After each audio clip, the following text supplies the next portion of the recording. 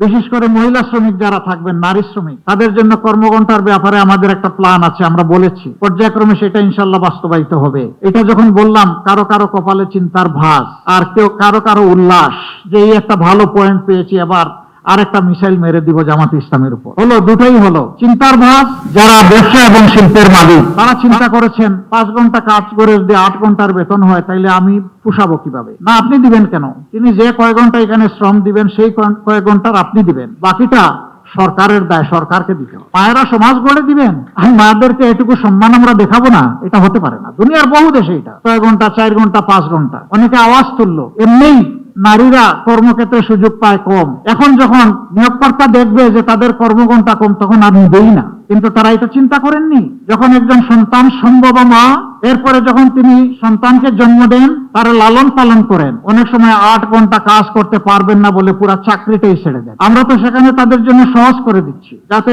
চাকরি তার স্বার্থে নয়, ওটাও লেগে থাকবে, সন্তানও তার গায়ের তাকে সাথে জড়িয়ে থাকবে। এই দুইটার আমরা সমন্বয় ঘটাতে চাচ্ছি। 3 ঘন্টা বাকি যেটা থাকবে, সেখানে কাজ থেমে থাকবে না। দুনিয়ার বহু দেশে আছে, পাবলিক এন্ড প্রাইভেট, পিপিপি, সব জায়গায় পার্ট টাইম ওয়ার্কার নিয়োগ দেওয়া যায়। সেখানে মালিকরা দিবেন, আরো বেশি জব ক্রিয়েট হবে। কোনো মা এমন থাকতে পারেন যে তিনি 5 ঘন্টা পারবেন না, 3 ঘন্টা করবেন, তিনি ওই জায়গাটা ফিল আপ করবেন। এইভাবে যদি আমরা চিন্তা করি, তাহলে তাদের কর্মের পরিবেশটা সহজ হয়। শুধু তাই নয়, এখানে শ্রমঘন এলাকায় নারীদের জন্য অবশ্যই তাদের বাচ্চাদের, বেবিদের ডে কেয়ার সেন্টার থাকতে হবে। তবে হ্যাঁ, পর্যাপ্ত পরিমাণ নারীরা যেখানে কাজ করবেন, সেখানেই কেবল এটা মেনটেন করা সম্ভব। সেটা যৌক্তিকতার ভিত্তিতে হবে। আমরা এও ডিক্লেয়ার করেছি, 5 বছর পর্যন্ত বয়সী শিশু যারা আছেন, তাদেরকে ইনশাআল্লাহ সরকার পূর্ণ দায়িত্ব নিয়ে তাদের স্বাস্থ্য সেবা সম্পূর্ণ ফ্রি নিশ্চিত করবে।